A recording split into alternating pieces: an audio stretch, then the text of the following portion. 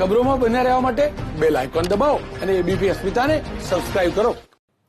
કોંગ્રેસના મહાસચિવ પ્રિયંકા ગાંધી ઉત્તર પ્રદેશમાં મુખ્યમંત્રી પદનો મોટો ચહેરો બની શકે તેમ છે। પ્રિયંકા ગાંધીએ કહ્યું કે પક્ષનું નેતૃત્વ સંભાળવું કે નહીં તે રાહુલ નક્કી કરશે।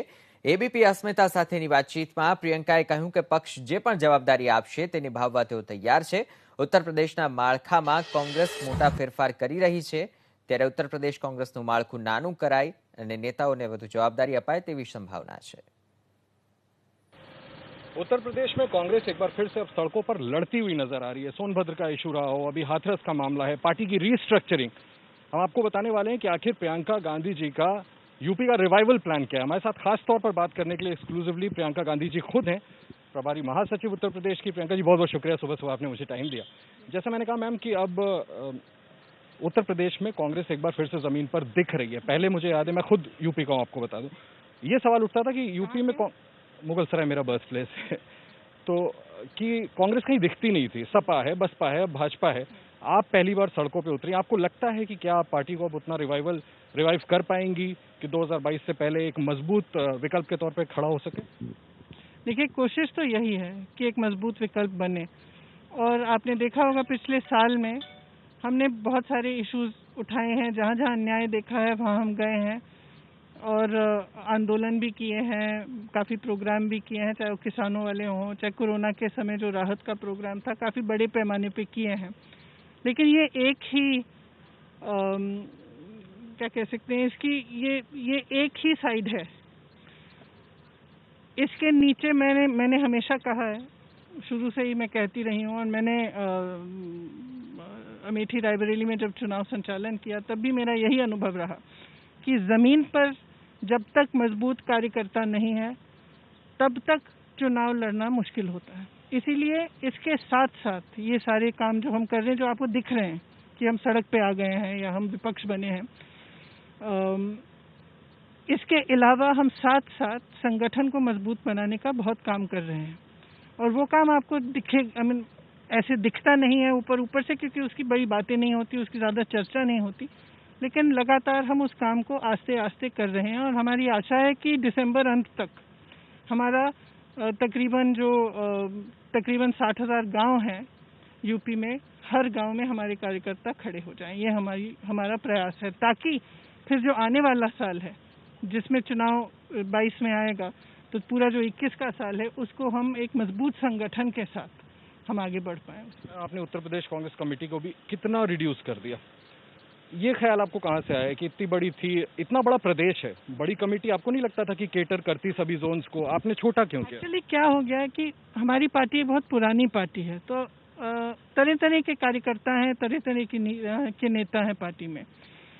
इस जो विचार था कि हम इस कमेटी को छोटा करें, वो इसलिए था कि जो 500 मेंबर की कमेटी थी, एग्जीक्यूटिव कमेटी थी, तो एक तरह से निष्क्रिय हो गई थी। मतलब लोग बहुत थे उसमें, लेकिन कितना काम, कितनी रिस्पॉन्सिबिलिटी, जिम्मेदारी दी जा रही थी, कितनी जवाबदेही थी, वो पता नहीं चल रहा था। और आप खुद सोच सकते हैं कि 500 लोगों की जवाबदेही तय करना कितना मुश्किल हो सकता है।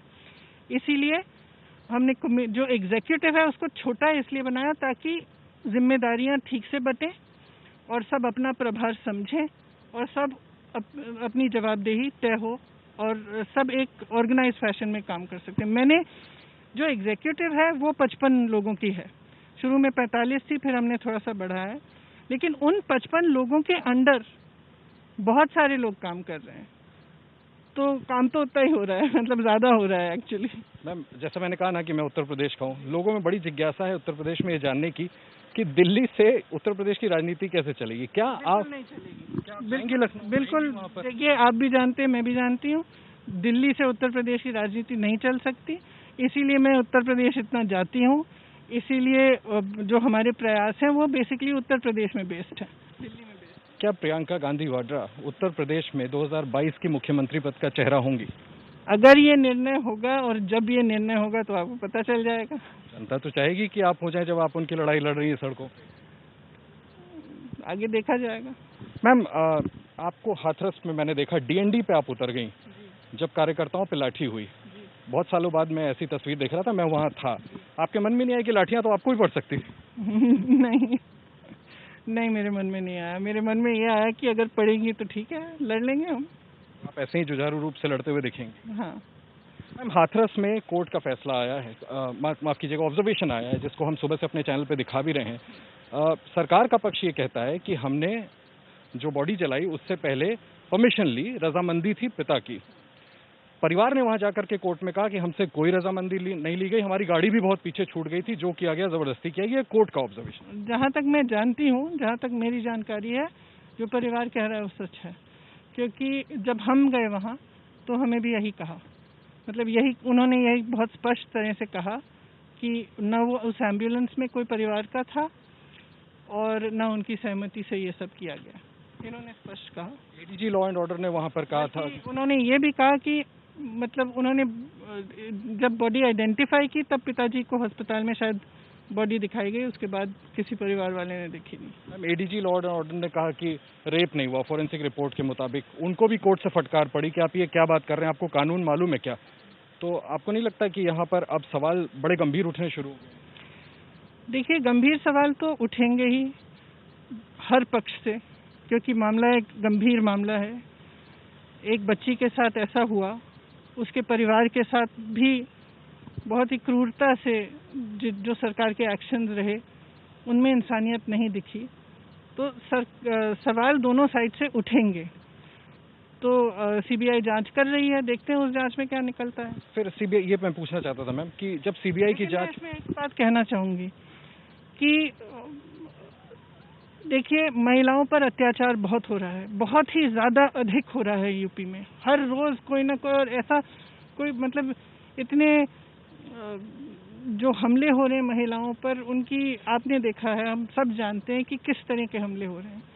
इस बीच महिला को दोषी ठहराना, उसके चरित्र पर सवाल उठाना, ये एक बहुत ही बुरी प्रथा है। ये नहीं होनी चाहिए और मेरे ख्याल से इस देश की हर महिला को इसके खिलाफ आवाज उठानी चाहिए। जब आपने भी सीबीआई जांच के जिक्र किया, सीबीआई जांच जब हो रही है, बस एक आखिरी सवाल, तो फिर आप सीएम के जो इस्तीफा मांग रही है उसके लिए क्यों प्रेस कर रही है? सरकार का एक आरोप है जो मैं पूछना चाहूंगा आपसे कि जमीन आप धरातल तलाश रही हैं, इसलिए आप राजनीति कर रही हैं, वरना दूसरी जगहों पे देखिए, मैं किसी के इस तरह के दर्द पर मैं राजनीति नहीं कर सकती, मेरा चरित्र ही नहीं है। अब आप माने नहीं माने, मेरा चरित्र ही नहीं है, मैं कर नहीं सकती। आपको उम्मीद है 2022 को इतनी चोट पहुंची है, जब उस लड़की की माँ मुझसे गले लग के रोई है, तो आप कैसे सोच सकते हैं कि मैं उस पर अपनी राजनीति करूंगी, अपना बढ़ावा करूंगी? मैं कभी ऐसा नहीं कर सकती। सोनभद्र में आपने कहा था, मैम मुझे याद है, कि इस तरह के इश्यूज अगर आएंगे, लोगों पे जुल्म होगा, तो मैं सामने आती रहूंगी, भले मुझे जेल में डाल दें। बिल्कुल, मुझे जेल में डाल दें, मुझे लाठी मार दें, मुझे धक्के दें, कुछ भी करें, क्या नहीं किया और कर सकते हैं। एक आखिरी सवाल पूछ लूं, सबको जिज्ञासा ये जानने की कि राहुल जी पार्टी के अध्यक्ष कब बन रहे हैं, क्योंकि मैम ये भी संगठन से जुड़ा है। बहुत सवाल पूछ रहे हैं हम, ये सवाल आखिरी सवाल है, क्योंकि देखिए राष्ट्रीय स्तर पर भी पार्टी मजबूत होगी तो उसका रिफ्लेक्शन उत्तर प्रदेश तो क्या सभी प्रांतों में दिखेगा। सवाल का जवाब राहुल जी देंगे आपको जब आप उनका इंटरव्यू लेंगे। मैम की 2022 तक कांग्रेस इस पोजीशन में होगी कि सपा, बसपा, भाजपा, इनका आप एक मजबूत विकल्प होंगी, लोगों को आपको उत्तर प्रदेश में भरोसा होगा? उम्मीद तो पूरी है, कोशिश भी पूरी है, अब आगे देखते हैं क्या होता है। बहुत शुक्रिया हमसे बात करने के लिए। प्रियंका गांधी वाड्रा, उत्तर प्रदेश कांग्रेस की महासचिव, जिनका कहना है कि पूरी उम्मीद है कि उत्तर प्रदेश में साल 2022 से पहले कांग्रेस को इस पोजीशन में खड़ी कर सकें कि एक मजबूत विकल्प के तौर पर लोगों के सामने कांग्रेस पार्टी उत्तर प्रदेश में आ सके। कैमरामैन अजीत चाको के साथ आशीष कुमार सिंह, एबीपी न्यूज, दिल्ली।